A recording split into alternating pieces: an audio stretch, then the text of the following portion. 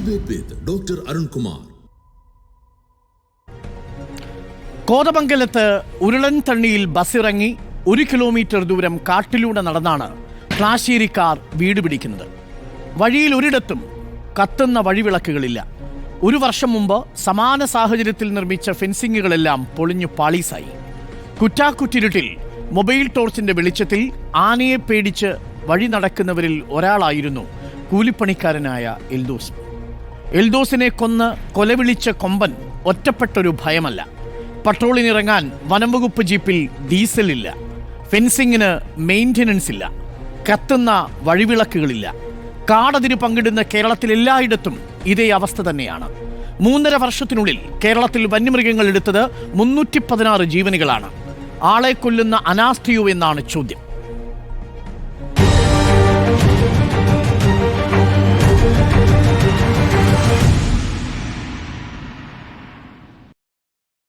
അതിഥികളായി നമുക്കൊപ്പം CPM പ്രതിനിധി M. Prakashan, Joshi പൊട്ടകൽ Kuttampuzha ഗ്രാമപഞ്ചായത്ത് മെമ്പർ, രാധാമണി പവിത്രൻ പ്രദേശവാസിയും നമുക്കൊപ്പം ചേരുന്നു. ആദ്യം ഞാൻ രാധാമണിയിലേക്ക് പോകുന്നു. രാധാമണി, എൽദോസിനെ രാധാമണിക്കും അറിയാമായിരിക്കും. പൊതുവായി ഈ ഉരുളൻതണ്ണിയിൽ നിന്ന് ബസ് ഇറങ്ങിയാൽ നിങ്ങൾ ക്ലാശ്ശേരിക്കാർ എങ്ങനെയാണ് വീടെത്തുന്നത്? അവിടെ വഴിവിളക്കുകളില്ലാതെ, ഫെൻസിങ്ങുകളില്ലാതെ നിങ്ങൾ ഭയന്നാണോ മിക്ക രാത്രികളിലും വീടെത്തുന്നത്? രാധാമണി.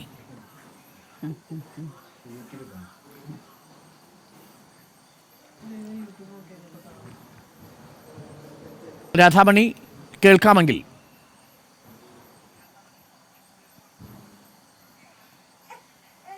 ശ്രീമതി രാധാമണി, എന്നെ കേൾക്കുന്നുണ്ടോ?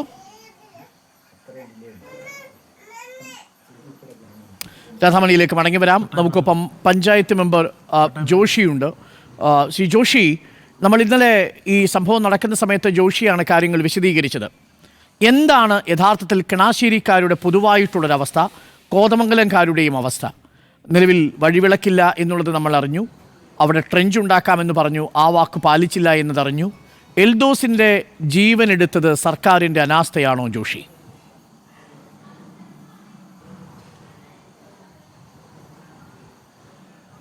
ഇവിടെ കുട്ടമ്പുഴ പഞ്ചായത്തിൽ ഈ കഴിഞ്ഞ 2-3 വർഷങ്ങളായി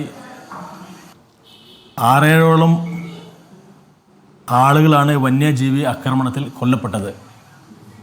നമ്മുടെ പഞ്ചായത്തിനെ സംബന്ധിച്ചിടത്തോളം വലിയൊരു ഏരിയ വനമേഖലയാണ്. ഒരു ആലപ്പുഴ ജില്ലയോടെ തന്നെ വലിപ്പമുള്ളൊരു പഞ്ചായത്താണ് ഞങ്ങളുടെ പഞ്ചായത്ത്. ഞങ്ങളുടെ പഞ്ചായത്തിലെ എല്ലാ വാർഡുകളിലെയും ആളുകളുടെ ഒരു സൈഡ് ഫോറസ്റ്റാണ്.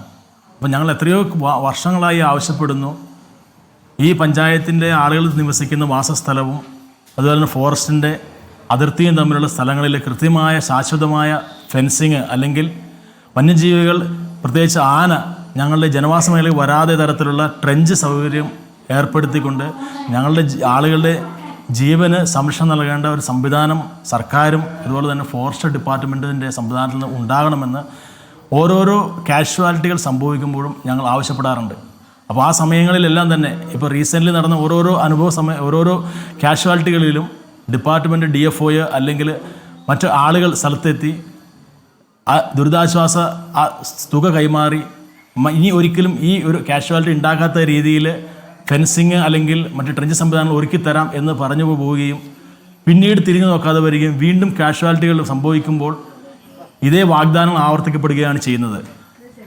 ജനങ്ങളുടെ ജീവന് യാതൊരുവിധ സംരക്ഷണവും സർക്കാർ സംവിധാനത്തിൽ നിന്നോ അല്ലെങ്കിൽ ഫോറസ്റ്റ് ഡിപ്പാർട്ട്മെൻറ്റിൽ നിന്നോ ഇല്ല എന്നുള്ളതാണ് യാഥാർത്ഥ്യം.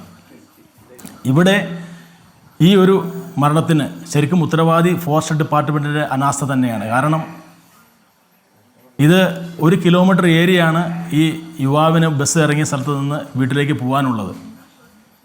അപ്പോൾ ആ ഒരു സ്ഥലത്ത്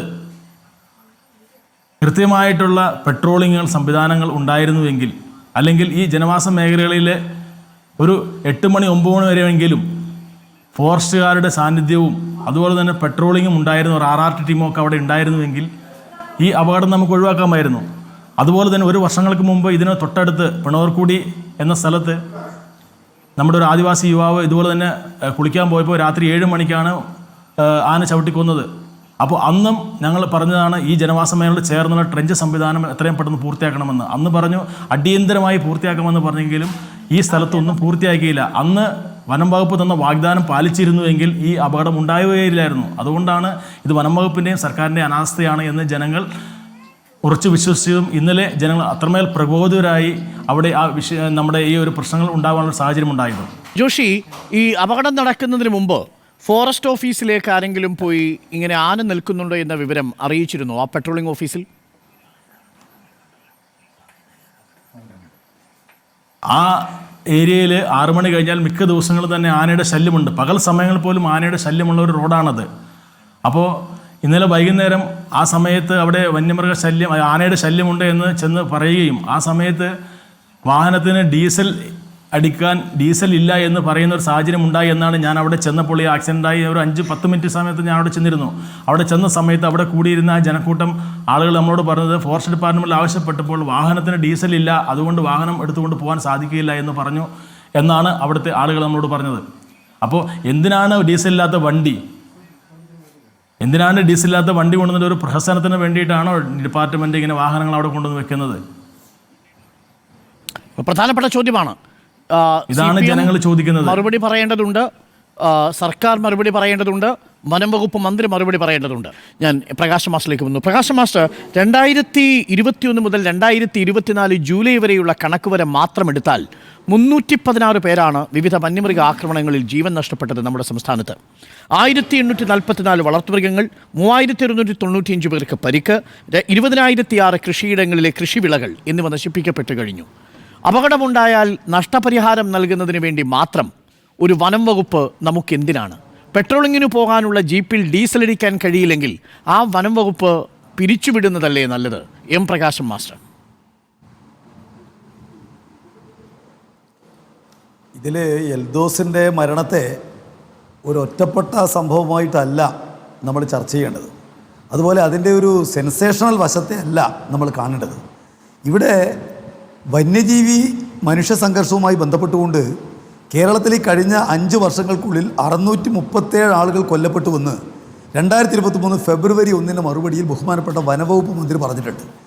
നിങ്ങൾ കാണാൻ വേണ്ടി കഴിയും, ഇന്ത്യ രാജ്യത്ത് 2019 ശേഷം 1500 പേരെയാണ് ആന കൊന്നത് എന്ന് മാർച്ച് 20, 2023 പാർലമെൻറ്റിൽ കിട്ടിയിരിക്കുന്ന മറുപടിയാണ്. 2016-17 ഉണ്ടായ സംഭവങ്ങളെ സംബന്ധിച്ച് കൃത്യമായ നിലക്ക് നിയമസഭയിലും അതുപോലെ ലോകസഭയിലും ഇതുമായി ബന്ധപ്പെട്ട മറുപടികൾ വന്നിട്ടുണ്ട്. എന്താണ് ഇതിലേക്ക് നയിക്കുന്ന യഥാർത്ഥമായ കാരണം? ഇത് പരിഹരിക്കാൻ എന്താണ് ചെയ്യേണ്ടത്? ഇതിൽ കേന്ദ്ര ഗവൺമെൻറ്റിൻ്റെ പങ്കെന്താണ്? സംസ്ഥാന ഗവൺമെൻറ്റിന് എന്താണ് ചെയ്യാനാവുക? ഇത് വളരെ ഗൗരവമായിട്ട് ചർച്ച ചെയ്യേണ്ട ഒരു വിഷയമാണ്. ഇവിടെ 1972 വനം സംരക്ഷണ നിയമം നമ്മുടെ രാജ്യത്തിലെ പാർലമെൻറ്റ് അംഗീകരിച്ച നിയമമാണ്. ആ നിയമം പിന്നീട് 90 മുതൽ 2002 എല്ലാം ബലപ്പെടുത്തി. അതിന് ഏറ്റവും ഒടുവിലത്തെ വേർഷൻ ഉണ്ടായിരിക്കുന്നത് 2013 ഫെബ്രുവരി മാസം ആണ് അതിൻ്റെ ഏറ്റവും ഒടുവിലത്തെ വേർഷൻ ഉണ്ടായിരിക്കുന്നത്. വളരെ പക്ഷേ ആന ചവിട്ടിക്കൊല്ലുന്നതും ഈ പറയുന്ന വന്യജീവി നിയമത്തിന്റെ ഭേദഗതിയും തമ്മിൽ നമ്മൾ ബന്ധപ്പെടുത്തി സംസാരിക്കുമ്പോൾ ഈ ലളിതമായി ജോഷി ഉന്നയിച്ച ചോദ്യത്തിനുള്ള മറുപടി അങ്ങ് ആദ്യം പറയൂ. എന്തുകൊണ്ടാണ് വനം വകുപ്പിലെ പെട്രോളിംഗ് ഉദ്യോഗസ്ഥരോട് ആന അവിടെ നിൽക്കുന്നുണ്ട് എന്ന വിവരം പറയുമ്പോൾ ജീപ്പിൽ ഡീസൽ ഇല്ല എന്ന് പറയുന്ന ഒരു അനാസ്ഥയിലേക്ക് കാര്യങ്ങൾ എത്തിയത്? 1 വർഷം മുമ്പ് ഇതിന് തൊട്ടടുത്ത പ്രദേശത്ത് ഒരു ആദിവാസി യുവാവിനെ ആന ചവിട്ടിക്കൊല്ലുമ്പോൾ ഈ പ്രദേശത്തെ ട്രെഞ്ചുകൾ നിർമ്മിക്കാമെന്ന് പറഞ്ഞിട്ട് എന്തുകൊണ്ട് ട്രെഞ്ചുകൾ നിർമ്മിച്ചില്ല? എന്തുകൊണ്ട് ഈ 1 കിലോമീറ്റർ ദൈർഘ്യത്തിൽ ആന ഇറങ്ങുന്ന വഴിത്താരയിൽ വഴിവിളക്കുകൾ നിർമ്മിച്ചില്ല? എന്തുകൊണ്ടാണ് 1 വർഷം മുമ്പിട്ട ഫെൻസിങ്ങുകൾ പൂർണ്ണമായും നാമാവശേഷമായിട്ടും ഈ വനം വകുപ്പ് ഉദ്യോഗസ്ഥരും ഒരു ഫോറസ്റ്റ് സ്റ്റേഷൻ അവിടെ ഉണ്ടായിരിക്കെ അത് സിദ്ധിക്കാതെ പോയത്?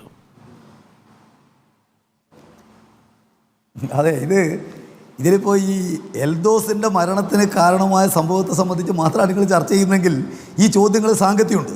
തീർച്ചയായിട്ടും അതിനകത്ത് ഏതെങ്കിലും ആളുകൾക്ക് ഉദ്യോഗസ്ഥന്മാർക്ക് ഉത്തരവാദിത്തം ഉണ്ടെങ്കിൽ അതെല്ലാം ഗൗരവത്തോടെ കാണേണ്ട കാര്യമാണ്. ഒരു കാരണവശാലും കേരള ഗവൺമെൻറ് അതിനെയൊന്നും തന്നെ ലഘൂകരിച്ച് കാണില്ല. പക്ഷേ നമ്മൾ കാണേണ്ട ഏറ്റവും പ്രധാനപ്പെട്ട കാര്യം, ഇതുകൊണ്ട് അവിടെ ലൈറ്റ് ഉണ്ടായാൽ, അവിടെ ഏതെങ്കിലും ഒരു ട്രെഞ്ച് കുഴിച്ചാൽ, അല്ലെങ്കിൽ ഈ പറയുന്ന ഒരു സോളാർ വേലി കെട്ടിയാൽ പരിഹരിക്കാനാവുന്ന വിഷയമാണോ ഈ പറയുന്ന വന്യജീവി മനുഷ്യ സംഘർഷം? ഇതാണല്ലോ ഗൗരവമായിട്ട് ചർച്ച ചെയ്യേണ്ടത്. ഇപ്പോൾ കേരളത്തിലെ ഗവൺമെൻറ് ഈ കാര്യവുമായി ബന്ധപ്പെട്ടുകൊണ്ട് ഒരുപാട് കാര്യം ചെയ്തിട്ടുണ്ട്. ഈ ഒരുപക്ഷെ കേരളത്തിലെ പിണറായി വിജയൻ ഗവൺമെൻറ് നടത്തിയതുപോലെ ഇത്രയേറെ കാര്യങ്ങൾ ഇതുമായി ബന്ധപ്പെട്ട് നടത്തിയ മറ്റൊരു ഗവൺമെൻറ് ഇല്ല. ഇത് കേരളത്തിലൊരു സവിശേഷ ദുരന്തമായി പ്രഖ്യാപിച്ചിട്ടുള്ള ഇന്ത്യയിലെ ആദ്യത്തെ ഗവൺമെൻറ് കേരള ഗവൺമെൻറ്റാണ്. അതിനുവേണ്ടി സംസ്ഥാന തലത്തിൽ ചീഫ് സെക്രട്ടറി ചെയർമാനായിട്ടൊരു കമ്മിറ്റി ഉണ്ട്. ജില്ലകളിൽ പരിഗണിക്കുന്നതിന് വേണ്ടിയിട്ട് ജില്ലാ കളക്ടർ ചെയർമാനായിട്ട് കമ്മിറ്റികളുണ്ട്, ജാഗ്രതാ സമിതികൾ ജനപ്രതിനിധികൾ കൂടി പങ്കെടുത്തുകൊണ്ട് 100 കണക്കിന് ഉണ്ടാക്കിയിട്ടുണ്ട്. RRTകൾ എന്ന് പറയുന്നത് രാജ്യത്താകെ നിലവിലുണ്ട്. 500 ബീറ്റ് ഫോറസ്റ്റ് ഓഫീസർമാർ നിശ്ചയിച്ചിട്ടുണ്ട്. ഇവിടെ 5 ഹോട്ട്സ്പോട്ട്സുകൾ നിശ്ചയിച്ചിട്ടുണ്ട്. അതുപോലെ 8 സ്ഥിരം റാപ്പിഡ് ആക്ഷൻ ഫോഴ്സ് ഉണ്ടാക്കിയിട്ടുണ്ട്. പക്ഷേ ഇതൊന്നും കൊണ്ട് പ്രശ്നം പരിഹരിക്കപ്പെടുന്നില്ല. എന്തുകൊണ്ട്? പ്രശ്നം പരിഹരിക്കപ്പെടണമെങ്കിൽ കേരളത്തിലെ വനങ്ങളിൽ നിന്ന് ഒരു കാരണവശാലും വന്യജീവികൾ ജനവാസ കേന്ദ്രങ്ങൾക്ക് കടന്നു വരാതിരിക്കണം. അതിന് ഈ വനങ്ങളെ, ഈ വന്യജീവികൾക്ക് ജീവിക്കാൻ ആവശ്യമായ നിലക്കുള്ള പരിസ്ഥിതികളെ കേന്ദ്രങ്ങളായിട്ട് സംരക്ഷിക്കണം. അത് കേന്ദ്ര വനംവകുപ്പിൻ്റെ ചുമതലയിൽപ്പെട്ട കാര്യമാണ്. ആ ചുമതല നിർവഹിക്കുന്നത്. ഇപ്പോൾ കേരള ഗവൺമെൻറ് ഈ കാര്യവുമായി ബന്ധപ്പെട്ട് 620 കോടിയുടെ ഒരു പദ്ധതി കൊടുത്തു. 3 വർഷമായി ബഹുമാനപ്പെട്ട കേരള മുഖ്യമന്ത്രി MP മാരെ വിളിച്ചു ചേർത്തി പദ്ധതിക്ക് വേണ്ടി വാദിക്കാൻ ആവശ്യപ്പെട്ടു. അപ്പോൾ ജനക്ഷേമത്തിന് ഒരു താല്പര്യവുമില്ലാതെ വന്യമൃഗങ്ങളെ സംരക്ഷിക്കുന്നത് വിശാലമായ പരിസ്ഥിതിയുടെ രാഷ്ട്രീയത്തിൻ്റെ അർത്ഥത്തിൽ നമ്മൾ അനുകൂലിക്കുമ്പോഴും ജനങ്ങളെ ബാധിക്കുന്ന തരത്തിലൊരു വിഷയത്തെ അഡ്രസ്സ് ചെയ്യാൻ വനം വകുപ്പിന് കഴിയുന്നില്ല.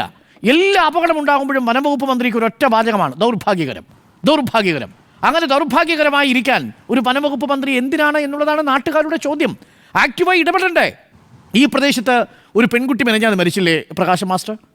7 മാസം മുമ്പ് ഇന്ദിര എന്നു പേരുള്ള ഒരു 71 വയസ്സുള്ള വീട്ടമ്മ ഒരു ഭർത്താവിന് ചായ കൊടുക്കാൻ പോയപ്പോൾ ആനയുടെ ചവിട്ടേറ്റ് മരിച്ചില്ലേ?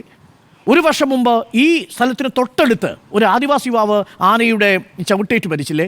അപ്പോൾ ഈ പ്രദേശം അത്യന്തം അപകട സാധ്യതയുള്ള മേഖലയാണെന്നും അവിടെ ഇടുന്ന ജീപ്പിന് ഡീസൽ അടിക്കണമെന്നും അവിടെയുള്ള വഴിയിൽ വഴിവിളക്ക് സ്ഥാപിക്കണമെന്നും അവിടെയുള്ള ഫെൻസിങ് ശക്തിപ്പെടുത്തണമെന്നും അറിയാത്തൊരു വനം വകുപ്പ് മന്ത്രി നമ്മുടെ നാട്ടിൽ എന്തിനാണെന്നതാണ് എൻ്റെ ചോദ്യം. ഇതിലിപ്പോൾ നിങ്ങൾ ഒരു പ്രദേശത്തിൻ്റെ പ്രശ്നം പറഞ്ഞുകൊണ്ട് ആ പ്രദേശത്ത് ഗൗരവമുള്ള പ്രശ്നം തന്നെ, സമാനമായ പ്രശ്നങ്ങളുള്ള 100 കണക്കിന് പ്രദേശങ്ങൾ ഇവിടെ ഉണ്ട് എന്നുള്ളത് നിങ്ങൾ മറക്കരുതെന്ന് ഞാൻ പറഞ്ഞത്. ശരി, അതിലേക്ക് വരാം. മനസ്സിലാക്കുന്നു, എനിക്ക് വിയോജിപ്പില്ല. ഞാൻ CPM-നെ ആ അർത്ഥത്തിൽ പഠിക്കില്ല. പക്ഷേ ഇവിടെ വനം വകുപ്പ് മന്ത്രി എന്ന നിലയിൽ അദ്ദേഹം സമ്പൂർണ്ണ പരാജയമാണെന്നാണ് ഓരോ ദിവസവും തെളിയിച്ചുകൊണ്ടിരിക്കുന്നത്. അത് വയനാട്ടിലാവട്ടെ, കോതമംഗലത്താവട്ടെ, ഇടുക്കിയിലാവട്ടെ, ഒരിടത്തു പോലും ക്രിയാത്മകമായ 1 ഇഞ്ച് പോലും കാര്യങ്ങൾ അനങ്ങുന്നില്ല. പകരം കർഷകദ്രോഹം ആണ് ഓരോ ഘട്ടത്തിലും വനംവകുപ്പിൽ ഉദ്യോഗസ്ഥർ എടുത്തുകൊണ്ടിരിക്കുന്നത്. ഞാൻ അങ്ങിലേക്ക് തിരിച്ചു വരാം. ഞാനിത് ഏതെങ്കിലും തരത്തിൽ പ്രകാശ് മാഷിനോടുള്ള വിരോധം കൊണ്ട് പറയുന്നതല്ല.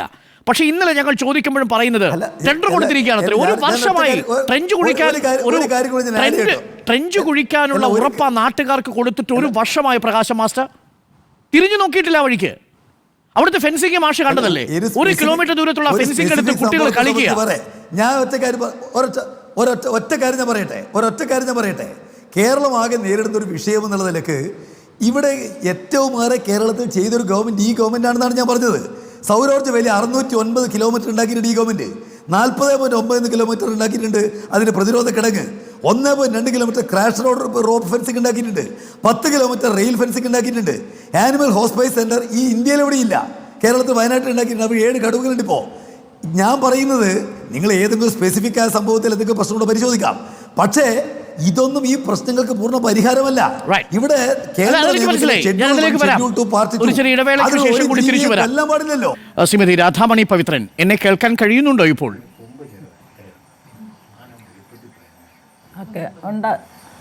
എന്താണ് അവിടുത്തെ അവസ്ഥ? ആനയെ പേടിച്ച് രാത്രിയിൽ ആ വഴി നടക്കാൻ കഴിയുന്നില്ല എന്നൊക്കെ ഒരുപാട് പേര് പറഞ്ഞു. വെളിച്ചമില്ല, ഫെൻസിംഗ് ഇല്ല. നിങ്ങൾ എങ്ങനെയാണ് അവിടെ ബസ് ഇറങ്ങി രാത്രികാലങ്ങളിൽ വീട്ടിലേക്കൊക്കെ പോകുന്നത്? ആനയുടെ ശല്യം ഇടയ്ക്കിടയ്ക്ക് ഉണ്ടാവാറുണ്ടോ? എന്താണ് കിണാശ്ശേരിയിലെ മനുഷ്യരുടെ അവസ്ഥ? കിണാശ്ശേരിയിലെ മനുഷ്യരുടെ അവസ്ഥ വളരെ ദയനീയമായ ഒരു സ്ഥിതിയാണ്. അവിടെയുള്ള ജനങ്ങൾക്ക് രാത്രി സന്ധ്യ കഴിഞ്ഞാൽ പിന്നെ ഈ കാട്ടിൽ കൂടെ നടന്നു പോകാൻ പറ്റാത്ത ഒരവസ്ഥയാണ്. അതിൻ്റെ ഉദാഹരണമാണ് ഇന്നലെ എലന്തോസ് എന്ന ആ ചെറുപ്പക്കാരൻ ജോലിക്ക് പോയിട്ട് വന്ന വഴി 8 മണിയായി അയാൾ ഇതിലെ കടന്നു പോയപ്പോൾ അയാൾ വഴിയിൽ ആന നിന്നു. ആന അയാളെ അടിച്ച് നിരപ്പാക്കി കളഞ്ഞു. അത് ആരും അറിഞ്ഞില്ല. അവിടെ നിന്നൊരു കൊച്ചു കടയിൽ പോകാനായിട്ട് ഇങ്ങോട്ട് വന്നപ്പം വഴി സൈഡിൽ ഒരാൾ കിടക്കുന്നത് കണ്ടു. അത് ഓടി വന്ന് എൻ്റെ വീടിൻ്റെ ഫ്രണ്ട് വശത്തെ ബൈക്ക് വെച്ചേച്ച് അത് ഓടിച്ചെന്ന് നോക്കി അതാരാണെന്നറിയാൻ വേണ്ടി. അവിടെ ചെന്നപ്പോൾ അത് എലന്തോസ് എന്ന ആ പയ്യനായിരുന്നു അവിടെ ആനയുടെ അടിയേറ്റ് മരിച്ചു കിടന്നത്. ഇവിടെ ഫോറസ്റ്റുകാർ തൊട്ടടുത്ത് തന്നെ ഫോറസ്റ്റ് സ്റ്റേഷനും അവിടുത്തെ ജോലിക്കാരും ഉണ്ട്. പക്ഷേ പറഞ്ഞിട്ട് കാര്യമില്ല. ഇവർ പറയുന്ന ഒരു കാര്യങ്ങളും നമുക്ക് സാധിച്ചു തരാറില്ല. അവിടെ ഫെൻസിങ്ങിൻ്റെ കാര്യം പറഞ്ഞ് ഫെൻസിങ് ഇട്ടതാണ്, അത് നോക്കാൻ വാച്ചർമാരെ നിയോഗിച്ചിട്ടില്ല. അതിൻ്റെ പേരിൽ അതെല്ലാം പോയി. ഇപ്പോൾ നമ്മൾക്ക് ഡ്രഞ്ച് താത്തി തരാമെന്ന് പറഞ്ഞു, അതും അവരിതുവരെയും ചെയ്തു തരുന്നില്ല. ഇതിലെ ഒരു വഴിവിളക്ക് പോലും ഇല്ല. മുൻവശത്തൂടെ വീടിൻ്റെ മുൻവശത്ത് ഞങ്ങൾ സ്വന്തമായിട്ടാണ് ഒരു ലൈറ്റ് അറേഞ്ച് ചെയ്ത് വെച്ചിരിക്കുന്നത്. അതിൻ്റെ വെട്ടത്തിൽ ആന ഞങ്ങളുടെ വീട്ടിലേക്ക് വരുന്നത് നോക്കി ഞങ്ങളിവിടെ കഴിയുന്നത്. ഇവിടെ പേടിയോടുകൂടി തന്നെയാണ് കുഞ്ഞുങ്ങളുമായിട്ട് ഇവിടെ കഴിഞ്ഞു പോകുന്നത്. ഞങ്ങൾക്കും ഞങ്ങളുടെ നാട്ടുകാർക്കും ഇവിടെ സുരക്ഷിതമായിട്ട് ജീവിച്ചു പോകാൻ സർക്കാരിൻ്റെ ഭാഗത്തു നിന്ന് എന്തെങ്കിലും അല്ല, അവർ പറയുന്ന വാഗ്ദാനങ്ങൾ ഇവിടെ ചെറുതായിട്ട് എഴുതി പോകുന്ന ഇതിനകത്ത് ഒതുങ്ങിപ്പോകാതെ അത് നിയമത്തിൻ്റെ മുന്നിൽ തന്നെ അത് ശരിയാക്കി തരാൻ ഞങ്ങൾ അവരോട് പറഞ്ഞിട്ടുണ്ട്. ഇന്നലെ ആനയുണ്ടെന്നുള്ള കാര്യമൊക്കെ വനംവകുപ്പ് ഉദ്യോഗസ്ഥരോട് പറയുമ്പോൾ അവരുടെ പ്രതികരണം എങ്ങനെയാണ്? അവരോട് പറയുമ്പോൾ അവർ പറയുന്നത് ആന കാട്ടിലേ നിൽക്കുകയുള്ളൂ, നമ്മൾ കാട് കയ്യേറി ഇരിക്കുന്നതായിട്ട് അവർ പറയും. ഈ ഫോറസ്റ്റുകാരെ കൊണ്ട് നിങ്ങൾക്കൊരു ഗുണവുമില്ല എന്നാണോ രാധാമണി? അല്ല, ഫോറസ്റ്റുകാരോട് ആന വന്നു കഴിഞ്ഞാൽ വിളിച്ചാൽ അപ്പോൾ വരും. നമ്മുടെ വീടിനടുത്ത് വിളിച്ചു കഴിഞ്ഞാൽ ആന വന്നിട്ടുണ്ട് സാറേ ഓടി വരാൻ പറഞ്ഞാൽ അവർ വരും. തൊട്ടടുത്ത് അവർ ഇവിടെ തന്നെ ഉണ്ടെങ്കിൽ അവരപ്പോൾ തന്നെ ഓടി വരും. ഓടി വന്ന് ആനയെ ഓടിച്ചു വിടാറൊക്കെ ഉണ്ട്. ഈ എൽദോസിന്റെ മരണത്തിന് തൊട്ട് മുമ്പ് ഇതേപോലെ പട്രോളിംഗ് സംഘത്തെ ഫോറസ്റ്റുകാരെ കണ്ടു എന്നും മറ്റൊരാൾ ആന അവിടെ നിൽപ്പുണ്ട് എന്നുള്ള വിവരവും അറിയിച്ചു എന്ന് കേൾക്കുന്നു. ശരിയാണോ രാധാമണി?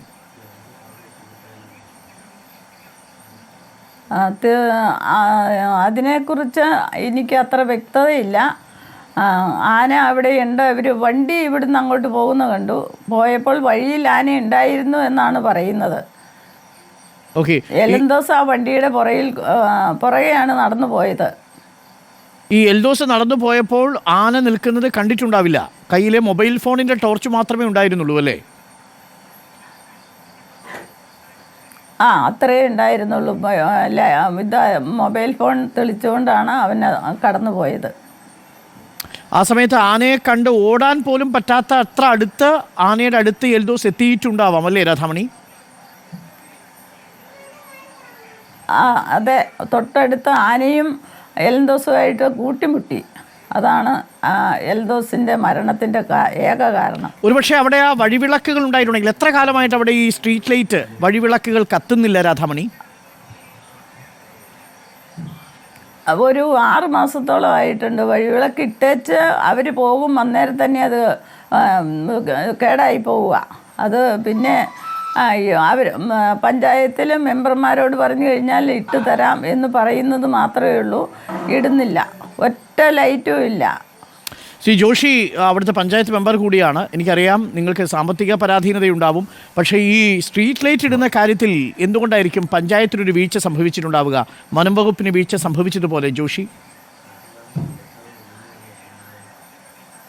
നമുക്ക് അറിയാമല്ലോ കുട്ടമ്പ പഞ്ചായത്തിനെ സംബന്ധിച്ച് ഞാൻ ആദ്യമേ സൂചിപ്പിച്ചു, വലിയൊരു പഞ്ചായത്താണ്. 543 സ്ക്വയർ കിലോമീറ്റർ ഏരിയയാണ് ഞങ്ങളുടെ പഞ്ചായത്തിൻ്റെ ഏരിയ.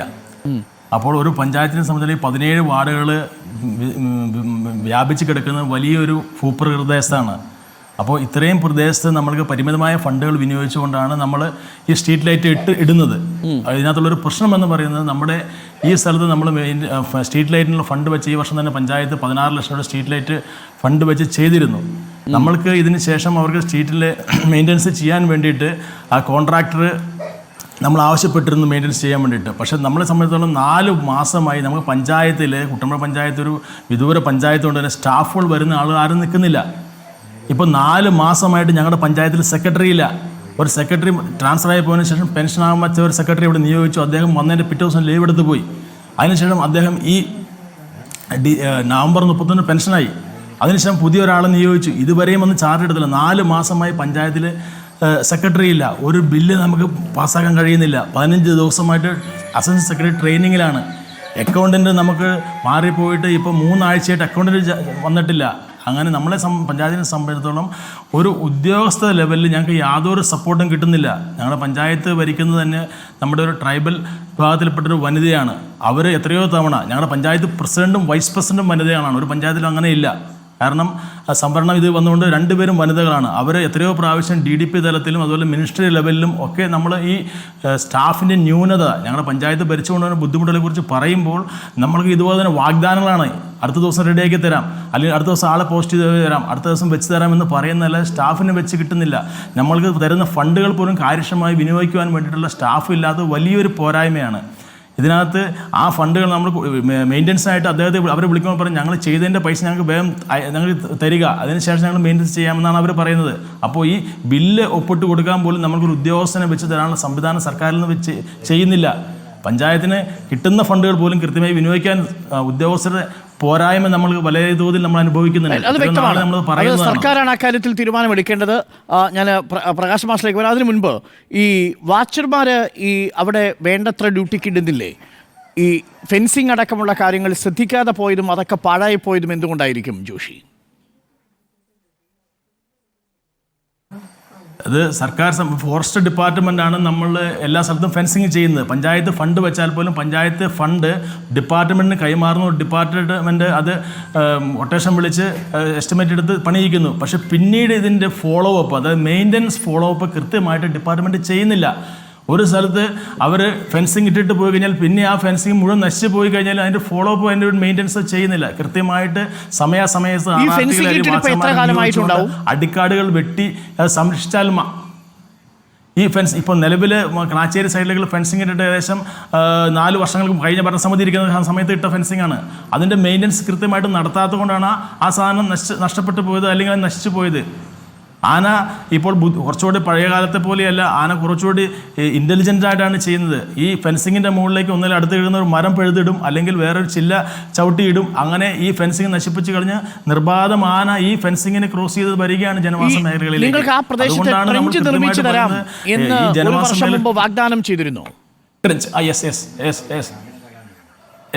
അതിലേക്കാണ് ഞാൻ വരുന്നത്. ഈ പെണവർക്കുടിയിൽ 1 വർഷം മുന്നേ 1.5 വർഷം മുന്നേ പെണവർക്കുടിയിൽ സന്തോഷം എന്ന് പറയുന്ന ആദിവാസി യുവാവിനെ 3 കിലോമീറ്റർ അപ്പുറത്താണ് ഇതുപോലെ തന്നെ വൈകിട്ട് 7 മണിക്ക് അന്ന് ആന ചവിട്ടി കൊലപ്പെടുത്തിയത്. അന്ന് ഇതുപോലെ വലിയ സംഘർഷം അവിടെ നിലനിന്നു.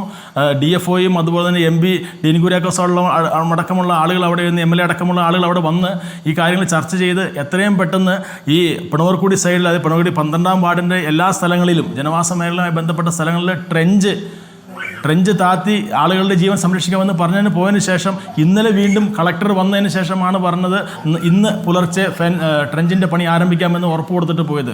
അപ്പോൾ ഒന്ന് ആലോചിച്ച് നോക്കണം, എത്ര അനാസ്ഥയാണ് ഡിപ്പാർട്ട്മെൻറ്റ് കാണിക്കുന്നത്. മനുഷ്യൻ്റെ ജീവന് ഒരു വിലയും കാണിക്കാത്ത ഡിപ്പാർട്ട്മെൻറ്റും സർക്കാരും ഉള്ളിടത്തോളം കാലം ഞങ്ങളെ സംബന്ധിച്ച് കുട്ടമ്പുഴ പഞ്ചായത്തിനെ പോലുള്ള ആളുകൾ ഈ വനയത്തിൻ്റെ അടുത്ത് കിടക്കുന്ന ആളുകൾ ഈ വീട് ഒഴിവാക്കി വിട്ടുകൊണ്ട് ടൗൺഷിപ്പിലേക്ക് പോകുന്നൊരവസ്ഥയാണ്. ഒരു കാര്യം ഞാൻ ഇവിടെ സൂചിപ്പിക്കാം. ഈ പഞ്ചായത്തിൻ്റെ ഇപ്പോൾ ഡീലിമിറ്റേഷൻ നടക്കുന്ന സമയമാണ്. കോതമംഗലം നിയോജക മണ്ഡലത്തിൽ ഈ കുട്ടമ്പുഴ പഞ്ചായത്തിൽ മാത്രമാണ് ഒരു വാർഡ് പോലും കൂടാത്ത ഒരു പഞ്ചായത്തുള്ളത്. നെല്ലിക്കുഴി പഞ്ചായത്തിൽ 3 വാർഡ് കൂടുന്നു, വാരപ്പട്ടിയിൽ 2 വാർഡ്. അങ്ങനെ മറ്റ് പഞ്ചായത്തിലും വാർഡുകളിൽ ആളുകൾ ജനങ്ങൾ കൂടുമ്പോൾ കുട്ടമ്പുഴ പഞ്ചായത്ത് ഒരു അല്ലെങ്കിൽ ഒരു വനങ്ങൾ കൂടുതലുള്ള ഒരു ഏരിയയാണ്. അതുകൊണ്ട് മലയോര മേഖല ആയതുകൊണ്ട് ഈ വനപ്രദേശത്ത് കിടക്കുന്ന ആളുകളെല്ലാം അവരുടെ സ്വന്തം ജീവൻ സംരക്ഷിക്കാൻ വേണ്ടി മാത്രം വീട് കോതമംഗലം ഏരിയയിൽ വാടകയ്ക്ക് എടുത്ത് പോയി കിടക്കുകയാണ്. ഇവിടെയുള്ള അവരുടെ കൃഷിയെ, അവരുടെ സ്വന്തം വീട് ഉപേക്ഷിച്ച് പോയി. ക്ലാച്ചേരിയിൽ തന്നെ ഇപ്പോൾ പറഞ്ഞല്ലോ 70ഓളം വീടുകളുണ്ടായിരുന്ന സ്ഥലത്ത് ഇപ്പോൾ നിങ്ങൾ വന്ന് കണ്ടാൽ അറിയാൻ സാധിക്കും അവിടെ 30-35 ഫാമിലിയാണ് താമസിക്കുന്നത്. ഇപ്പോൾ എൽദോസിൻ്റെ അച്ഛനും അമ്മയ്ക്കും അവർക്കുള്ളത് 5 സെൻറ്റ് സ്ഥലം, ഒരു ചെറിയ കൂര എന്നേ പറയാൻ സാധിക്കുകയുള്ളൂ. അത് വിട്ടിട്ട് പോകാൻ അവർക്ക് പൈസയില്ല, അവർക്ക് ടൗൺഷിപ്പിൽ പോയി ജീവിക്കാൻ സാധിക്കില്ല. അവരുടെ ചുറ്റുവട്ടത്തുള്ള കാശുള്ള ആളുകൾ ആ വീട് സ്ഥലം ഉപേക്ഷിച്ച് പോയി അവർ കോതമംഗലം സ്ഥലത്ത് അല്ലെങ്കിൽ കുട്ടമ്പുഴയിൽ കുറച്ചുകൂടി സേഫായ സ്ഥലത്തേക്ക് മാറിയാണ് താമസിക്കുന്നത്. ഇപ്പോൾ അവിടെ ഏകദേശം 30 കുടുംബങ്ങൾ മാത്രമാണ് അവിടെ രാത്രി താമസിക്കുന്നുള്ളൂ.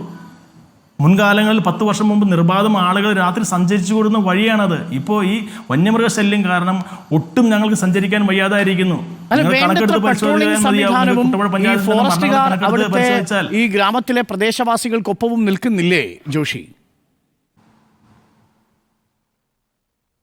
ഞാൻ പറഞ്ഞു നമ്മുടെ കുട്ടമ്പുഴ പഞ്ചായത്തിൽ വലിയൊരു ഏരിയയാണ്. അപ്പോൾ എത്ര പെട്രോളിംഗ് ചെയ്താലും രാത്രി ഒരു QRT ഇട്ട് അല്ലെങ്കിൽ ഒരു RRT ഇട്ട് കഴിഞ്ഞാൽ ആ RRT സംവിധാനത്തെ കൊണ്ട് എവിടെയെല്ലാം ഓടിച്ചെല്ലാൻ കഴിയും.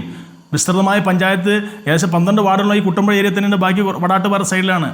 ഒരു ടീമിന് കിട്ടിയാൽ എല്ലായിടത്തും ഫോൺ വരും, അവിടെയാണ് ഇവിടെയാണെന്ന് പറയുമ്പോൾ കൃത്യമായ വാഹനം പറഞ്ഞില്ല, പെട്രോൾ പോലും ഇല്ലാത്ത വാഹനമാണ് അവിടെ ഇടുന്നത്. ഒരു 2 ഫോറസ്റ്റ് ഉദ്യോഗസ്ഥരോ 2 വാച്ചർമാരോ നിന്ന് കഴിഞ്ഞാൽ എന്ത് സേഫ്റ്റിയിലാണ്. ഇപ്പോൾ ഞാൻ തന്നെ ആ സംഭവ സ്ഥലത്ത് ഇന്നലെ രാത്രി ഇത് അറിഞ്ഞ് അപ്പം തന്നെ ഓട്ടോറിക്ഷയിൽ പോകുമ്പോൾ പേടിച്ചാണ് അങ്ങോട്ട് ചെല്ലുന്നത്. കാരണം കൂരിട്ടാണ് ആന ഉണ്ടോ എന്ന് അറിയില്ല.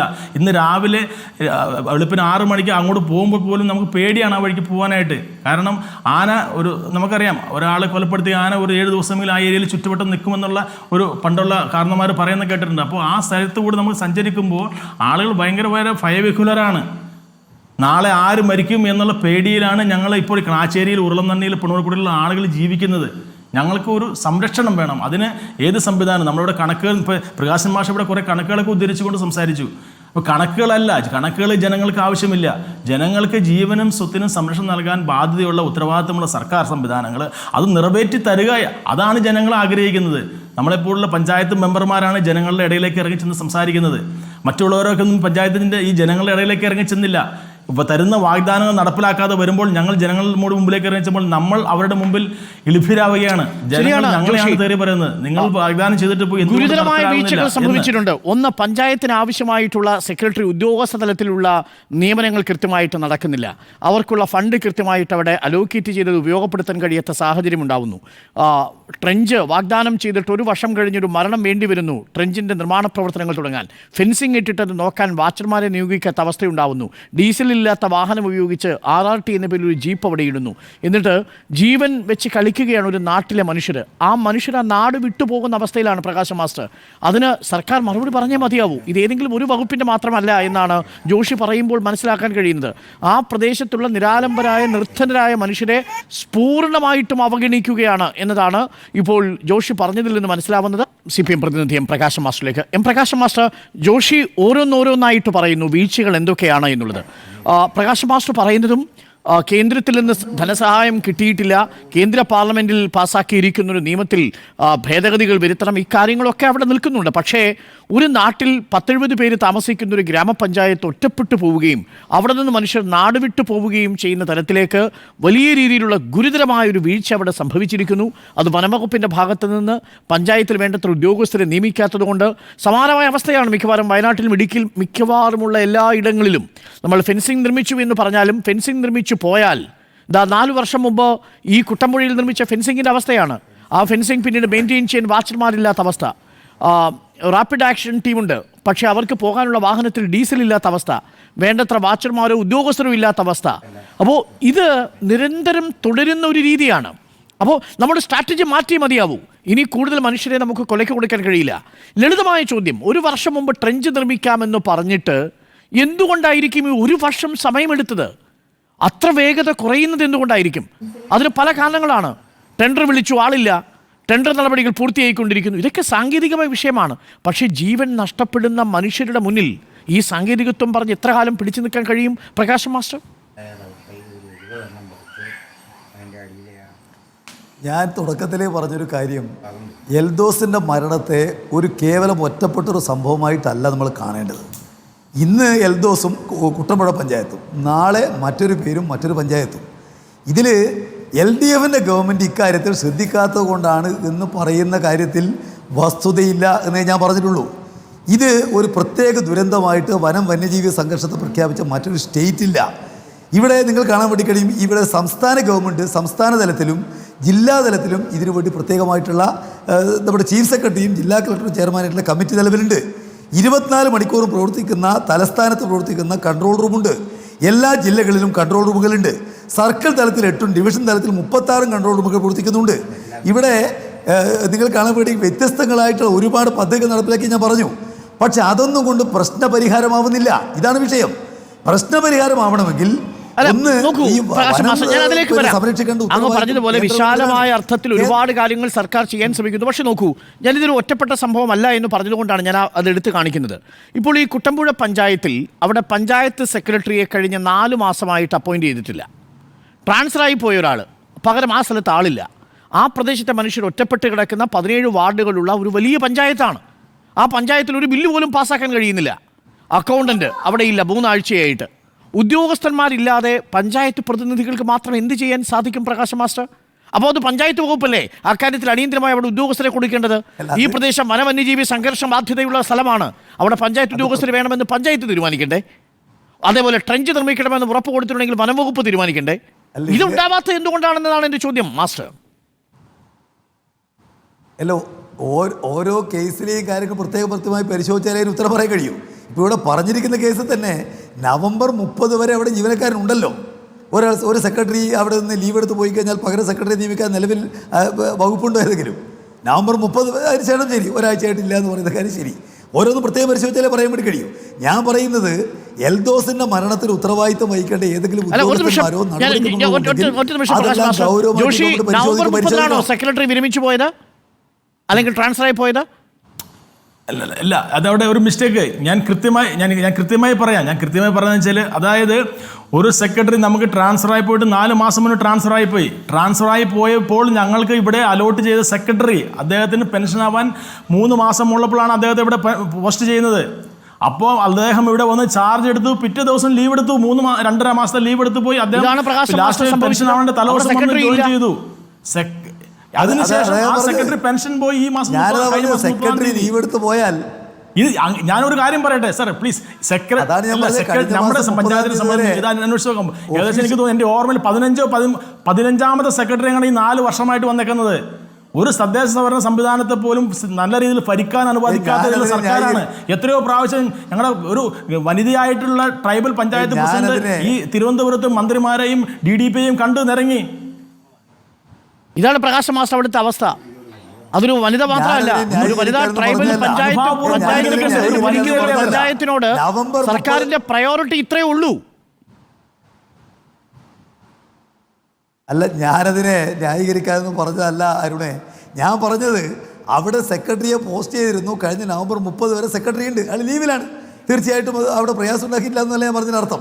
ലീവിൽ ഒരാൾ പോയി കഴിഞ്ഞാൽ അവിടെ അസിസ്റ്റന്റ് സെക്രട്ടറി ഉണ്ടാവും, അയാൾക്ക് ആ കാര്യങ്ങൾ ചെയ്യാൻ അധികാരം ഉണ്ടാവും. അപ്പോൾ അതുകൊണ്ട് അതിൻ്റെ വിശദാംശങ്ങളിലേക്കല്ല ഞാൻ പോകുന്നത്. എൽദോസിൻ്റെ മരണത്തിന് ഉത്തരവാദികളായിട്ടുള്ള ഏതെങ്കിലും ഉദ്യോഗസ്ഥന്മാരോ നടപടികളോ ഉണ്ടെങ്കിൽ അതിനൊന്നും ന്യായീകരിക്കേണ്ട ഒരാവശ്യം എനിക്കില്ല. ഞാൻ പറഞ്ഞ കാര്യം ഇത്രയേ ഉള്ളൂ. സംസ്ഥാന ഗവൺമെൻറ് ഈ പ്രശ്നത്തിൽ ഏറ്റവും പ്രയോറിറ്റി കൊടുത്തൊരു ഗവൺമെൻറ്റാണ്. ഇവിടെ ഈ കഴിഞ്ഞ വളരെ ചുരുക്കം കാലം കൊണ്ട് ചെയ്ത കാര്യങ്ങൾ ഞാൻ പറഞ്ഞല്ലോ. സംസ്ഥാന ഗവൺമെൻറ് ഈ പ്രശ്നം പരിഹരിക്കുന്നതിന് 620 കോടിയുടെ ഒരു പദ്ധതി ഇത് നടത്താൻ ബാധപ്പെട്ട കേന്ദ്ര ഗവൺമെൻറ് കൊടുത്തു. കേന്ദ്ര ഗവൺമെൻറ് ആ പദ്ധതി അംഗീകരിക്കാതെ തിരിച്ചയച്ചു. അത് ഗൗരവമായിട്ട് നമുക്ക് വേണ്ടിക്കാൻ വേണ്ടി കഴിയണ്ടേ? എത്രയോ കാലമായിട്ട് ഇപ്പോൾ കേരള നമുക്ക് പണമില്ലാത്തത് കൊണ്ടല്ലോ നമ്മൾ ട്രെഞ്ച് കുഴിക്കാതിരുന്നത്, ആണോ? അങ്ങനെയാണെങ്കിൽ ആ പണം ഇപ്പൊ എങ്ങനെ ഉണ്ടായി? ട്രെഞ്ച് കുഴിക്കാൻ പോകുന്നു. പണമില്ലാത്ത പ്രശ്നമാണ്. അല്ല, അത് ഒരു സ്പെസിഫിക് ആയ ഓരോ സംഭവത്തെയും എങ്ങനെ പറയാൻ വേണ്ടി കഴിയുള്ളൂ. അന്ന് പ്രക്ഷോഭം ഉണ്ടായപ്പോൾ ജോഷി പറയും, ഒരു നിമിഷം ജോഷി, അന്ന് ഈ ആദിവാസി യുവാവിനെ ആന ചവിട്ടിക്കൊല്ലുന്ന സമയത്ത് വലിയ പ്രതിഷേധമുണ്ടായി. ഇന്ദിരയുടെ മരണം സംഭവിക്കുമ്പോൾ വലിയ രീതിയിലുള്ള പ്രതിഷേധമുണ്ടായി. അവിടെ ഫ്രീസറിൽ മൃതദേഹം കൊണ്ടുവന്ന് നമ്മൾ നാട്ടുകാർ പ്രതിഷേധിച്ചു. അന്നൊക്കെ നൽകുന്ന ഉറപ്പായിരുന്നില്ലേ ട്രെഞ്ച് നിർമ്മിക്കാം, നാളെ തന്നെ നിർമ്മിക്കും, നാളെ തന്നെ ഇതിന് നടപടികൾ തുടങ്ങും തുടങ്ങിയ കാര്യങ്ങൾ അന്ന് നൽകിയ ഉറപ്പായിരുന്നില്ലേ ജോഷി? ഇല്ല, വാഗ്ദാനങ്ങൾ എന്നും തരുന്നുണ്ട്. ഞാൻ പറഞ്ഞല്ലോ, നമ്മുടെ സന്തോഷം ആദിവാസി യുവാവ് മരിച്ചു എന്ന് ഒരുപാട് വാഗ്ദാനങ്ങൾ തന്നു. ആ വാഗ്ദാനങ്ങളിൽ ഒന്നാണ് ട്രെഞ്ച്. അത് കിട്ടിയിട്ടില്ല. രണ്ട് ഇവിടെ ഒരു കാര്യം ഞാൻ പറയട്ടെ. ഇവിടെ സർക്കാർ സംവിധാനത്തിൽ നിന്ന് ആദ്യമായിട്ടൊരു 10 ലക്ഷം രൂപ കൊടുത്തത് എന്നാ? ഈ കോതമംഗലത്ത് ഇന്ദിര എന്ന ഒരു അമ്മ മരിച്ചപ്പോൾ കോതമംഗലത്ത് ഈ കേരളം കണ്ടിട്ടില്ലാത്ത രീതിയിലൊരു ഒരു സമരം നടത്തപ്പെട്ടു. ആ സമരം നടത്തപ്പോൾ ഞാനും അതിൽ പ്രതിയാണ്, എന്നെയും കൂടി ഞാനും അതിൽ പ്രതിയാണ്. നമ്മൾ എങ്ങനെയെങ്കിലും സമരം ചെയ്യുന്ന ജനങ്ങൾക്ക് വേണ്ടി സമരം ചെയ്യുന്ന ആളുകളെ പ്രതികളാക്കിക്കൊണ്ട് അതിനെ അടിച്ചമർത്തി മേലിൽ അവൻ ഒരിക്കലും ജനങ്ങൾക്ക് വേണ്ടി ശബ്ദിക്കാൻ വയ്യാത്ത സാഹചര്യത്തിലേക്ക് ഈ ഭരണകൂടം പോവുകയാണ്. ഒരു ജനപ്രതി എന്ന നിലയ്ക്ക് പോലും നമ്മൾക്ക് യാതൊരുവിധ ഒരു സപ്പോർട്ട് ഭരണ സംവിധാനത്തിൽ നിന്ന് കിട്ടുന്നില്ല.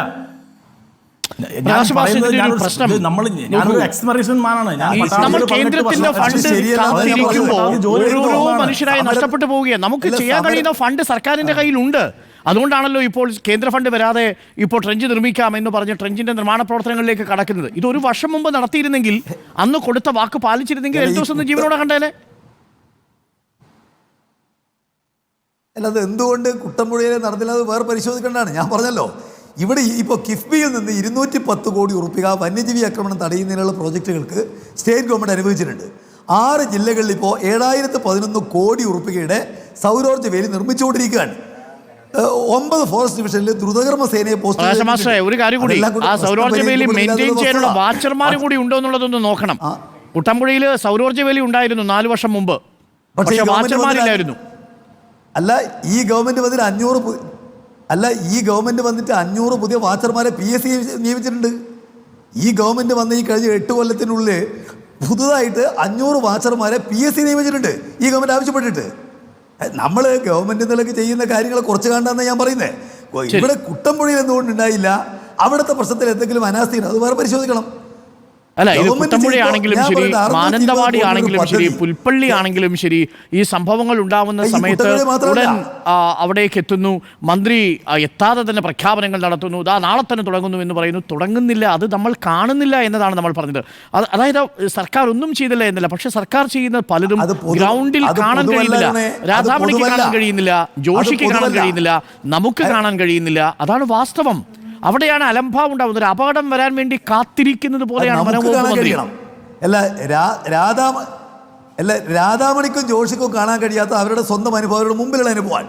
പക്ഷെ നമ്മൾ കേരളത്തെ കാണുമ്പോൾ ഉദാഹരണത്തിന് ആറളം ഫാമിലെ ആനമതിൽ ഒരു കാരണവശാലും പിന്നെ കെട്ടാൻ പറ്റില്ല എന്ന് ഉദ്യോഗസ്ഥന്മാരും വനവകുപ്പെല്ലാം പറഞ്ഞതാണ്. കേരള മുഖ്യമന്ത്രി നേരിട്ട് ഇടപെട്ടതിനെ പണി പൂർത്തീകരിക്കുകയാണ്. എൻ്റെ ജില്ലയിൽ എനിക്കറിയാം. അപ്പോൾ നമ്മൾ ഇവിടെ ഈ പ്രദേശത്തുള്ള ആളുകളെ സംബന്ധിച്ച് അവരുടെ അനുഭവത്തിൽ നിന്ന് അവരെത്തുന്ന നിഗമനം ശരി. പക്ഷേ കേരളാടിസ്ഥാനത്ത് പരിശോധിക്കുമ്പോൾ ഒന്ന് കേന്ദ്രത്തിൻ്റെ നിയമങ്ങൾ ഗൗരവമായി തടസ്സമുണ്ട്, നിയമത്തിൽ മാറ്റം വേണം. ഇപ്പോൾ CRPC അനുസരിച്ചിട്ട് ഒരാളെ ഏതെങ്കിലും ഒരു മനുഷ്യ കൊല്ലാൻ വന്നാൽ അയാൾക്കെതിരെ ഈ കൊലക്കുറ്റമില്ല. എന്നാൽ ഒരു ആന കൊല്ലാൻ വന്നിട്ട് അതിനെ തിരിച്ചു കൊന്നാലോ അയാൾ ശിക്ഷിക്കപ്പെടും. പക്ഷേ അങ്ങനെയാണെങ്കിൽ പുതിയ നിയമം കൊണ്ടുവരുന്നുണ്ട്. ആ നിയമത്തെക്കുറിച്ച് പ്രകാശ് മാഷ് അറിഞ്ഞായിരുന്നോ?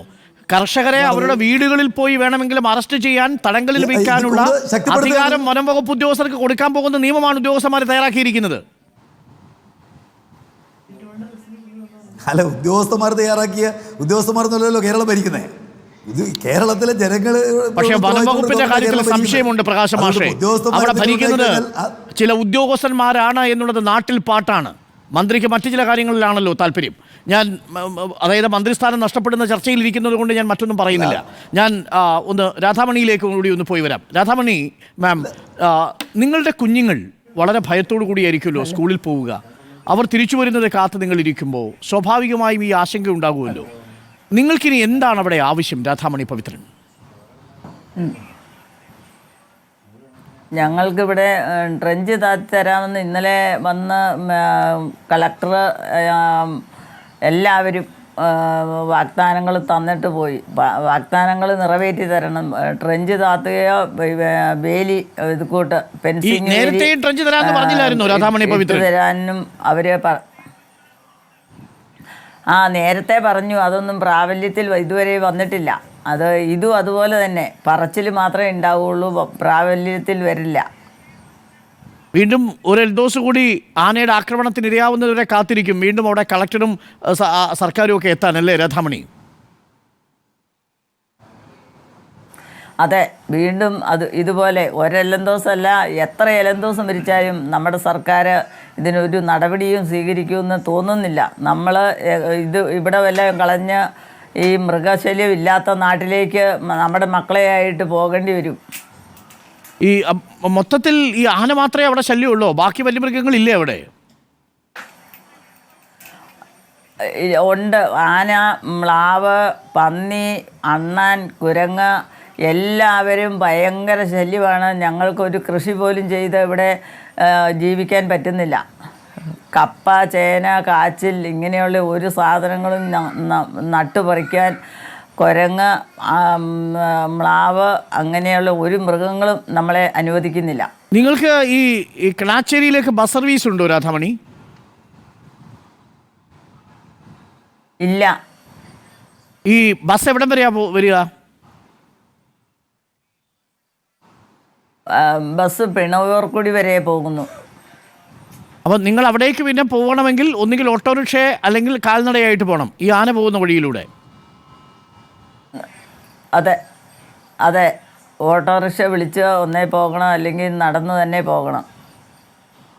ഈ പക്ഷെ മിക്ക സമയങ്ങളിലും അങ്ങനെ ഉണ്ടാവും. ആ വഴി ഇന്നലെ ഉണ്ടായത് ഉണ്ടാവും. ഇതാണ് അവസ്ഥ. ജോഷി, സർക്കാരിനോട് പറയാനുള്ളത് എന്താണ്? 1, 2, 3 എന്ന പ്രയോറിറ്റി അടിസ്ഥാനത്തിൽ പറഞ്ഞാൽ അതെന്തായിരിക്കും? ഏറ്റവും ഫസ്റ്റ് പ്രയോറിറ്റി നമ്മൾ ആവശ്യപ്പെടുന്നത് ഈ വനാതിർത്തി ഉള്ള വാസസ്ഥലങ്ങൾ, ആ വാസസ്ഥലങ്ങളിൽ കൃത്യമായി ട്രെഞ്ചുകൾ താഴ്ത്തിക്കൊണ്ട് ഈ വന്യമൃഗങ്ങൾ ഈ നാട്ടിലേക്ക് ഇറങ്ങാത്ത ഒരു സംവിധാനം ഉണ്ടാക്കുക. കാരണം ഫെൻസിങ് അറിയാമല്ലോ, അതിൻ്റെ മെയിൻ്റനൻസ് കൃത്യമായിട്ട് ചെയ്തില്ലെങ്കിൽ, അതിന് സംരക്ഷണം കിട്ടിയില്ലെങ്കിൽ ഫെൻസിങ് നശിച്ചു പോകും. പക്ഷേ ട്രെഞ്ചാണ് 100% നമ്മൾക്ക് ഒരു ആപ്റ്റായിട്ടുള്ള ഒരു കാര്യം. പ്രത്യേകിച്ച് ആന നമ്മുടെ ജനവാസ മേഖലയിലേക്ക് വരാതിരിക്കാനുള്ള ഏറ്റവും ഗുണകരമായ കാര്യം എന്ന് പറയുന്നത് ട്രെഞ്ചാണ്. അപ്പോൾ അത് എല്ലാ ജനവാസ മേഖലകളിലും, അതിർത്തി പങ്കിടുന്ന ജനവാസ മേഖലകളിൽ, ഫോറസ്റ്റുമായിട്ട് അതിർത്തി പങ്കിടുന്ന ജനവാസ മേഖലകളിൽ ട്രെഞ്ചുകൾ അടിയന്തരമായിട്ട് പൂർത്തിയാക്കണം എന്നുള്ളൊരു അപേക്ഷ ഞങ്ങൾ ആദ്യമേ തന്നെ വെക്കുകയാണ്. രണ്ടാമതായിട്ട് നമുക്ക് പറയാനുള്ളതെന്ന് വെച്ചാൽ നമ്മുടെ RRT സംവിധാനം, ഓരോ സ്റ്റേഷൻ കേന്ദ്രീകരിച്ചും RRT സംവിധാനങ്ങൾ, അവർക്ക് വാഹനവും ആവശ്യമായിട്ടുള്ള പെട്രോൾ ഡീസൽ സംവിധാനങ്ങൾ കൊടുക്കണം. ഒരു RRT എന്ന് പറഞ്ഞാൽ ഒരു 2 ഫോറസ്റ്റുകാരെയും 3 വാച്ചർമാരെയും നിയോഗിച്ചാൽ RRT ആവത്തില്ല. അവർക്ക് അതിനുള്ള സംവിധാനങ്ങൾ, എക്യുപ്മെൻറ്റ്സ്, അവർക്ക് വേണ്ടി പെല്ലറ്റില്ല, ഒരു മറ്റേ റബ്ബർ ബുള്ളറ്റ് റൈഫിൾസ് ആണെങ്കിൽ റൈഫിൾസ്, അങ്ങനെ സംവിധാനങ്ങൾ കൊടുക്കണം. പൈസ 6000 കോടി അല്ലെങ്കിൽ 8000 കോടി ചെലവഴിച്ചു കൊണ്ടുവന്നത് അത് എങ്ങനെയെങ്കിലും വിനിയോഗിക്കുകയല്ല വേണ്ടത്. ജനങ്ങൾക്ക് ഉപകാരപ്രദമായ രീതിയിൽ പദ്ധതികൾ ആവിഷ്കരിച്ചുകൊണ്ട് നടപ്പിലാക്കുകയാണ് വേണ്ടത്. ഇവിടെ നിങ്ങൾ സൂചിപ്പിച്ചൊരു കാര്യം കൃത്യമാണ്. വനം വകുപ്പ് മന്ത്രിയെ കൊണ്ട് യാതൊരു വിധ ഗുണവുമില്ല. എനിക്ക് ഇന്നലെ മനസ്സിലായത്, ഇന്നലെ ആ ഒരു വിഷയം ഒരു DFO വന്ന് സംസാരിച്ചതിന് ശേഷം 10 മണിക്ക് അത് ഒരു 11 മണിക്കെങ്കിലും തീരേണ്ട വിഷയം ഈ 2:30-3 മണി വരെ പോയത് DFOയുടെ വളരെ നിഷ്ഠൂരമായ കാർക്കശ്യമായ ഇടപെടൽ കൊണ്ടാണ്. അവിടെ ബഹുമാനപ്പെട്ട കളക്ടറും 2 MLA-മാരും അദ്ദേഹത്തോട് റിക്വസ്റ്റ് ചെയ്യുകയാണ്, ഈ 10 ലക്ഷം രൂപ എത്രയും പെട്ടെന്ന് ചെക്ക് ഒപ്പിട്ട് കൊടുക്കണമെന്ന് പറയുന്നുണ്ട്. അദ്ദേഹത്തിൻ്റെ കാർക്കശ്യത്തിൻ്റെ മുകളിലാണ് അവിടെ ഈ വിഷയം ഒരു 3 മണി വരെ നീണ്ടുപോയത്. ഒരു കൃത്യമായ ഇടപെടൽ കൊണ്ടാണ് സംഭവിക്കുന്നതാണ്. നമ്മൾ അവിടെ കണ്ടത് രാത്രിയിൽ വരെ വെളിച്ചമില്ലാത്ത സ്ഥലത്ത്, ആന ഇറങ്ങുന്ന സ്ഥലത്ത് ഈ ചിന്ന ഭിന്നമായി കിടന്ന എൽദോസിന്റെ മൃതശരീരത്തിന് മുന്നിൽ നാട്ടുകാർക്ക് കാവലിരുന്ന് പ്രതിഷേധിക്കേണ്ടി വരുന്നൊരു സാഹചര്യം ഉണ്ടായത്. ചുരുക്കത്തിൽ ഈ നാട്ടുകാരെ വിശ്വാസത്തിലെടുത്ത് വേണം വനപാലനം നടത്താനെന്നുള്ള വിവരം വനംവകുപ്പ് മന്ത്രിയെ നിങ്ങൾ പാർട്ടി ഇടപെട്ട് അറിയിക്കണം. അതല്ലെങ്കിൽ നാട്ടുകാർ വലിയ പ്രതിഷേധത്തിലേക്ക് പോകും. അത് കോതമംഗലത്തെ കാര്യം മാത്രമല്ല, വയനാട്ടിലാണെങ്കിലും ഇടുക്കിയിലാണെങ്കിലും സമാനമായതാണ് അവസ്ഥ. രാധാമണി പറഞ്ഞതുപോലെ സർക്കാരുണ്ടെന്ന് അവർക്ക് ബോധ്യമാവണം. പ്രകാശ് മാസ്റ്ററെ, 30 സെക്കൻഡ്സ്. ഇതിൽ ഞാൻ പറഞ്ഞല്ലോ, ഈ സംസ്ഥാന ഗവൺമെൻറ് മറ്റേതിനേക്കാളും ഗൗരവത്തോടെ ഈ വന്യജീവി ആക്രമണത്തെ കാണുന്നൊരു ഗവൺമെൻറ്റാണ്. ഒരുപാട് നടപടികൾ നടത്തിയതിനെ സംബന്ധിച്ച് ഞാനിവിടെ പറഞ്ഞു. എവിടെയെങ്കിലും ചെറിയ അനാസ്ഥകൾ ഉണ്ടാകുന്നുണ്ടെങ്കിൽ തീർച്ചയായിട്ടും അത് പരിശോധിക്കുകയും കുറ്റക്കാരെ കർശനമായ നിലക്ക് തന്നെ കൈകാര്യം ചെയ്യാനും ഈ ഗവൺമെൻറ് യാതൊരു മടിയും ഉണ്ടാവില്ല. പക്ഷേ ഇതൊന്നും കൊണ്ട് ഈ പ്രശ്നം ശാശ്വതമായി പരിഹരിക്കപ്പെടില്ല എന്ന് നമ്മൾ മനസ്സിലാക്കണം. ഇവിടെ പറഞ്ഞല്ലോ, ട്രെഞ്ച് കുഴിച്ചാൽ ഇവിടെ നിങ്ങൾ കാണാൻ വേണ്ടി കഴിയും വന്യജീവി ആക്രമണം എന്ന് പറയുന്നത് കേവലം ആനയിൽ നിന്ന് മാത്രമല്ല, പന്നിയുണ്ട്, പുലിയുണ്ട്, കടുവയുണ്ട്, കുരങ്ങുണ്ട്, മയിലുണ്ട്. ഇത് കേവലം ഈ വനപ്രദേശങ്ങൾ മാത്രമല്ല, കൃഷിക്കാരെ സംബന്ധിച്ചിപ്പോൾ നഗരപ്രദേശങ്ങളിൽ കുരങ്ങിൻ്റെ ശല്യം എത്ര കേന്ദ്രങ്ങളിലാണ് കേരളത്തിൽ. അപ്പോൾ വന്യജീവികളുടെ ആക്രമണവുമായി ബന്ധപ്പെട്ടുകൊണ്ട് സമഗ്രമായൊരു നിലപാട് കേന്ദ്രമെടുക്കണം. സംസ്ഥാന ഗവൺമെൻറ്റുകൾക്ക് ഈ വർമ്മിനായി പ്രഖ്യാപിക്കാനുള്ള അധികാരം കൊടുക്കണം. കൊല്ലുന്നതിന് വേണ്ടി തീരുമാനിക്കാൻ സ്റ്റേറ്റ് ഗവൺമെൻറ്റുകൾക്ക് അധികാരമുണ്ടാവണം. ഒരു നിശ്ചിതമായ എണ്ണം കഴിഞ്ഞാൽ അതിന് എണ്ണം കുറയ്ക്കുന്നതിന് വേണ്ടിയിട്ട് കള്ളിക്ക് നടത്താൻ അധികാരം വേണം. വനത്തിൽ വന്യജീവികൾ ജീവിക്കാൻ ആവശ്യമായിട്ടുള്ള ആവാസ വ്യവസ്ഥ സംരക്ഷിക്കാൻ തീർച്ചയായിട്ടും കേന്ദ്രത്തിൽ പാർലമെന്റിൽ അത്തരം നിയമ ഭേദഗതികൾ വരണം. അത് നമ്മളുടെ ആവശ്യമാണ്. നമ്മുടെ MP-മാർ അത് ഉന്നയിക്കുകയും വേണം. നന്ദി ശ്രീ പ്രകാശ് മാസ്റ്റർ, ജോഷി പൊട്ടകൽ, ഒപ്പം രാധാമണി പവിത്രൻ ചർച്ചയിൽ ചേർന്നതിന്.